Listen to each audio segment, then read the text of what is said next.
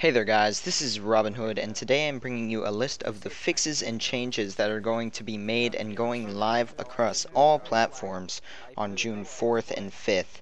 So, this is, as DICE says, a massive Battlefield 3 update, and it's one of the bigger patches we've had in a while. They've updated a few tiny things recently, but this one is definitely one that you guys should look into. Now, I have highlighted the major changes of this patch that, seem important. Now, there's a long list, so I can't go through everything, or I would, but, the stuff I didn't go over is stuff like, HUD fixes, HUD's not showing up on, like, co-op and things like that, just audio fixes and stuff like that.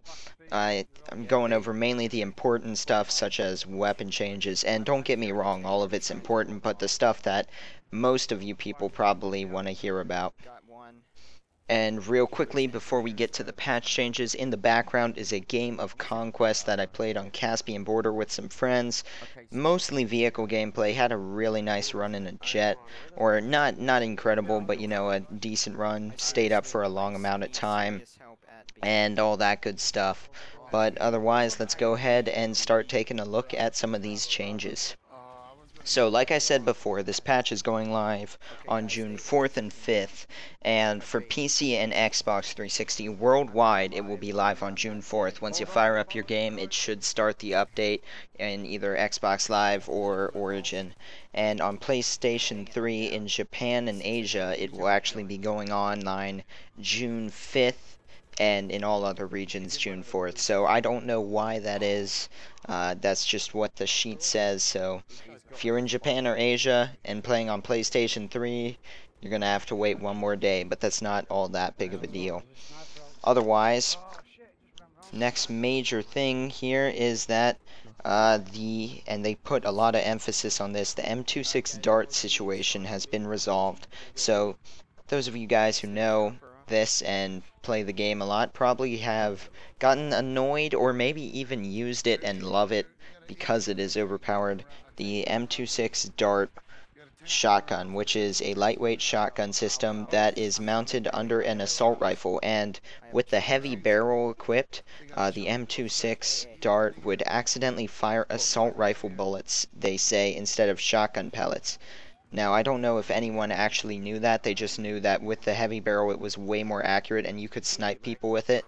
And, a shotgun firing assault rifle bullets, that is damaging, and it was really, really deadly. Still is until this goes out, but they say that this is fixed in the June update. So apparently that was the problem. And, they're reducing suppression again. Tons of controversy. Some people like that the suppression had been increased. Other people think it is absurd, and I'll tell you, in some situations it made you worthless. If you're a sniper and you're suppressed, you could be dead on target and your round's not going to go there. So they said they are dialing the suppression effect back a notch, but it will still be higher than it was prior to any of the other patches. So still going to be higher. And tons of people on Xbox getting slightly annoyed with the custom servers. They don't want to join a game where, say for example, the attackers are almost guaranteed to win because they have 300 tickets in Rush and that kind of stuff. So when you're joining a server in consoles, that means both PlayStation 3, sorry, couldn't think of the word there for a second, in consoles, PlayStation 3, Xbox 360, there is now a symbol, and it's like a squiggly symbol. You guys will see it once it goes out, and the link to this patch notes is in the video description, so you guys can go, and there's a picture of it there. But there's just a symbol in front of the servers that show that it is a customized server. Now, I don't know how much of that it shows, because, you can customize, only Conquest, only these maps, but you guys will have somewhat of an idea of what you're joining now. And then they are also adding colorblind support on the console. You guys might have noticed some videos, if you're on console, where the names of people in the kill feed and everything and on the screen look different, darker red, blue, and it's easier to see them actually. A lot of people who aren't colorblind actually use this. I personally don't, but because they like it, And, you know, apparently that wasn't on consoles. Now you guys have that option. And then after that, we have some of the big changes. So that was all their highlights. Now, here is the good stuff. So to start this off are the vehicle-related changes. So the first one that I saw that was really kind of interesting here, and they tweak, you know, the F-35 landing and handling more closely to that of the Su-35. So, you know, I guess they bumped up the F-35 jet's abilities in dogfighting even more now.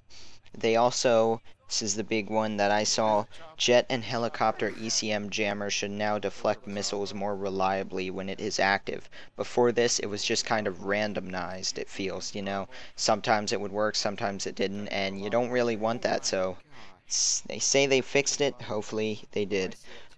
Fixed AA missiles not doing damage to vehicles moving at very high speeds, that was annoying, and reduced the direct damage from unguided javelins to require better side hits for a one-hit disable. This is excellent because tanks seem to feel, you know, a lot more vulnerable than they ever had been after the last major patch, and hopefully this kind of makes that effect less so that, you know, you're in a tank, you should feel powerful, not something that'll blow up immediately. But they also, this is another big one for people who fly choppers, adjusted the helicopter rockets back to their original pre-patch damage, well, value, that is, against armored vehicles. So I don't know if it's any different against infantry still, but, you know, they bumped it up, and now it's going back down to the pre-patch damage. I don't know if that's a good idea, but they said that this is a revert of a knock-on effect that was introduced accidentally. I don't know 100% what that means. Maybe the damage added up or something. I don't know exactly, but they had a reason for doing it, they say. So now to the soldier and gadget related changes, and there was only a few things I saw here that really affect gameplay a lot. This is a big one, once again, repeating from above, reduced the inaccuracy added when in suppression. There's still enhanced suppression compared to the initial state of the game, but the effect is now less than it. And that, I personally agree with that, but I don't know how much they dumbed it down, so we'll see. We'll see how that ends up. Increase the effectiveness, this is for console people, of the aim assist at close range. They say that testing in close quarters proved our current assist to be inadequate in tight quarters. This is a global change and will improve the effectiveness of aim assist for all modes and maps. And this is only on console, because I don't even think there is aim assist on PC. And, you know, if so, no one uses it. I don't think there is. So, you know, I knew there was some problems when I did jump on Xbox 2 with the aim assist, and hopefully they fixed, you know, sometimes it actually didn't aim you correctly. It would aim you behind them or something. It was messed up, but hopefully that fixed it. And also, the 40mm smoke now stays longer again. And this is good. Smoke grenades became less effective because they were almost instantly gone, and this will hopefully help make rush games more interesting with some longer lasting smoke, give you better cover. And then here is the section people probably are most interested in, unless you're like a vehicle only kind of guy, the weapon related changes. They fixed the bug where the heavy barrel and underslung shotguns could be overpowered. Once again, said that from above. That's the M26 Dart and those kind of issues. This is one that I was excited about. L96 now properly shoots when iron sights are aimed. The position was previously offset. And I don't know if they're just saying iron sights or if it was with everything, because whenever I used the L96, which was one of my favorite sniper rifles before moving to PC, it just, on PC when I got here, it was good at first, and then the patch came, and after that patch, basically the L96 would shoot up and to the right of where your crosshairs were. You'd have to aim at the chest to get a headshot. It wasn't fun, so you know they fixed that. They decreased the long-range damage of the SKS to highlight its close to medium-range roll, so don't know if you guys like that. I personally don't use that gun, but I guess I'll be happy not being killed by it at long range anymore. Or, you know, it's not as effective. You can still kill with it. They decreased the foregrip aimed accuracy penalty on the M4A1 to bring it in line with the other guns. Tons of people use that gun. And they increased the same accuracy penalty on the Scar H to bring it in line.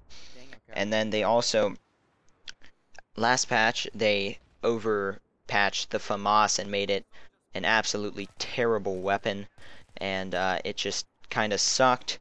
And now they reduced some of the vertical recoil and zoomed accuracy penalties added to the FAMAS. So hopefully, once again, hopefully they didn't do it too much to the point where it annoyed people like before. Personally, I never really had a problem with it, but I know, you know, it was the gun everyone used pretty much, and it was, you know, people said it was overpowered, so they took that down and overpatched it. And now we'll see how it turns out. Maybe it's a viable option again. And then for these several guns, they did this foregrip recoil reduction bonus increased. So I guess there will be less or more recoil reduction, I mean, with the foregrip on the F2000, AK971, SG553, FAMAS, and that's it. The next one is M16s and flechette rounds not having a name in the kill log. That's not all that big. And then here's one for shotgun users. All semi-automatic shotguns now fire at 220 RPM, rounds per minute.